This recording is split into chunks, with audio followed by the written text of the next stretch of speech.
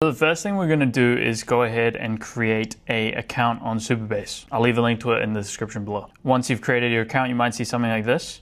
And the next thing we want to do is actually go to Cursor and create or open up a project. I'm going to just open up a project on my desktop and I'm going to call it test.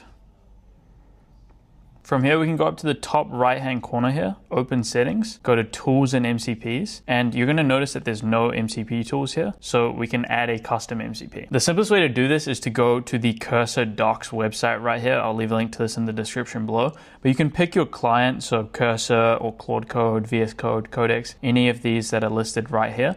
And then all you gotta do is just add it to Cursor. So you just one click, open up Cursor here.